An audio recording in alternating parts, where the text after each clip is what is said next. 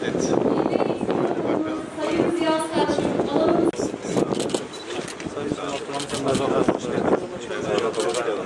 Abi gelin.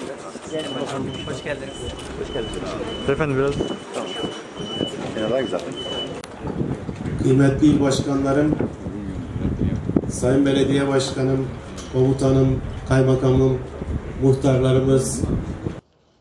Bugün bizim için özel ve önemli bir gün. Ekip arkadaşlarımızla beraber 5 Temmuz'da telafide ben de varım çalışmasını acaba Türkiye'de nereden başlatsak? Bu soruyu sorduğumuzda, ekiple beraber yaptığımız toplantıda bu soruyu sorduğumuzda emin olun hiç tereddüt etmeden ilk akla gelen isim Gaziantep oldu.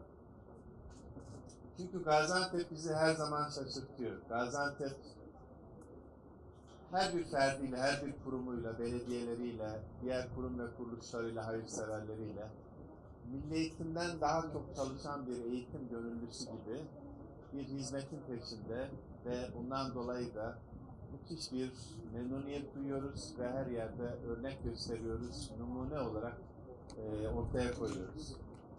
Elbette bu bütün belediyelerimizin ya da bütün illerimizin topyekun bir çabası ama Gaziantep'in çabası çok daha özel ve güzel. Ve rekorlar kırarak örnek oluyor, bütün dünyaya örnek oluyor, Türkiye'ye örnek oluyor ve o yüzden de Gaziantep'in artık kendisiyle yarışması, artık çevredeki illerle ya da Türkiye'deki herhangi bir ille yarışmasını ben yeterli bulmuyorum şahsen. Gaziantep'in Tokyo ile yarışması, Gaziantep'in New York'la Paris'le yarışması, Londra ile yarışması benim için asıl olan bir gün. Ve bu cümleyi kuracak kadar cesaret veren Antep'in kendisidir, Gaziantep'in kendisidir. Bu cesareti sizlerin çabalarından alıyorum. Bu cesareti sizlerin ortaya koyduğu başarıdan alıyorum. Ve her zaman aklımda hiçbir problem olmaksızın Gaziantep nasıl olsa halleder şeklinde bir güven verdiğiniz için hususen teşekkür ederim.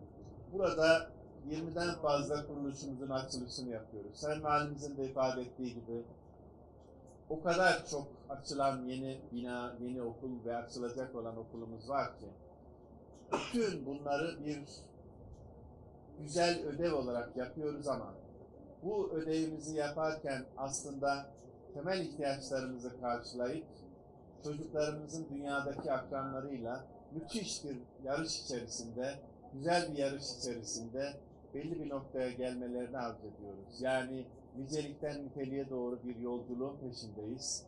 İkisini aynı anda yapmaya elbette çalışıyoruz. Ama çok ödevimiz var, çok çalışmamız lazım. Burada bir meslek lisemizin önündeyiz ve göreve geldiğimiz günden beri arkadaşlarımızla beraber eğer 2 ya da 3 tane önem verdiğiniz husus varsa bunların başında mesleki eğitim geliyor. Ve mesleki eğitimle ilgili 53 sektörün 53'üyle her biriyle ayrı ayrı konuştuğumuzda, taleplerini dinlediğimizde bizden toplam 12 maddede mesleki eğitimin kalkınma projeksiyonunu hazırlamamızı beklediler ve bu 12 maddeyi sıraladılar. Bu 12 maddenin 11'i tamamlandı Allah'ın izniyle. Sayın Cumhurbaşkanımızın liderliğinde, Türkiye Büyük Millet Meclisimizin aldığı kararlarla ve arkadaşlarımızın çabalarıyla 11'i tamamlandı. 12'si de çok yakındır inşallah.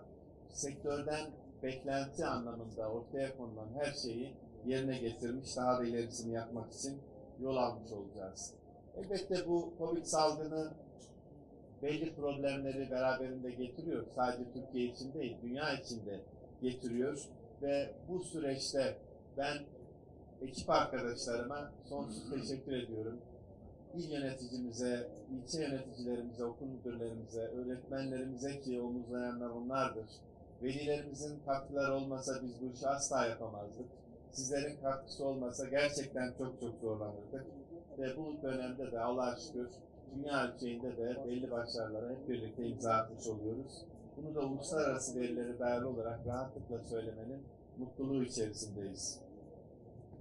Ulusal Destekleme Programı çerçevesinde yaptığımız bu Telafide Ben de Varım çalışması çok büyük bir yankı buldu ve Fatma Başkanımızın öncülüğünde tüm belediyelerimizle toplantılar yapma imkanı bulduk.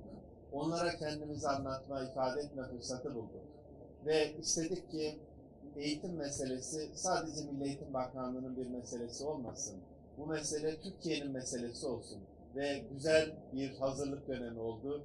Bugün telafide ben de varım.net.gov.tr adresinden ortaya konulan bütün içerikle ne demek istediğim çok daha net anlaşılır. Her ilçenin, her ilin hangi faaliyetleri, ne zaman, ne şekilde yapacağına dair ayrıntılı bilgiler orada yer alıyor ve bunun için çok ama çok büyük teşekkürlerim var sizlere. Bu çerçevede yüzlerce faaliyetimiz var. İsterseniz sportif faaliyetler, kültürel faaliyetler, akademik faaliyetler, isterseniz bunun dışında kişiye özel faaliyetler, ne isterseniz yüzlerce, binlerce faaliyetimiz var. Ve bunlarla ilgili ayrıntılı bilgileri zaten paylaşmış olacağız kısa zamanda. Benim burada tüm velilerimizden istirhamım şudur. Çocukların eğitimi bitmez. Çocukların eğitimi hayat boyu sürer, yaz boyu sürer, yıl boyu sürer ve bu eğitim sadece bir akıl eğitimi değildir. Bu eğitim vicdan eğitimiyle birleşmezse bütünsel insan oluşmaz. İnsan yarım kalır. O yüzden de vicdan eğitimiyle idrak eğitiminin, akıl eğitiminin birlikte yol alması gerekiyor.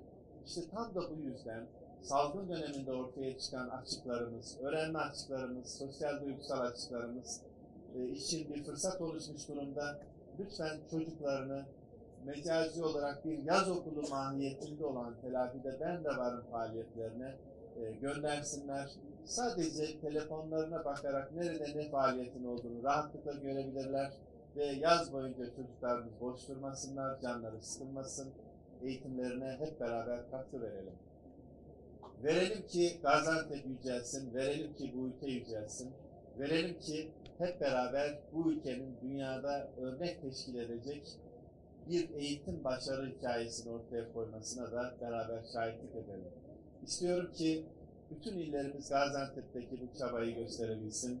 İstiyorum ki Gaziantep'teki bu eğitim neşesi, bu bilim neşesi Türkiye'nin her yerinde yükselsin ve böylece biz daha büyük yollar alalım.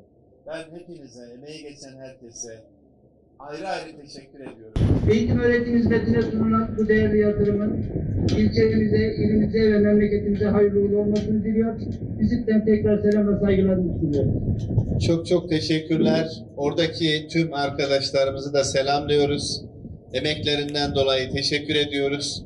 Böyle bir binada, böyle bir ortamda inşallah Türkiye için, dünya için müjdeler ortaya koyacak nesiller yetişecek. Ben şimdiden hayırlı uğurlu olsun diyorum. Sağ olun, var olun.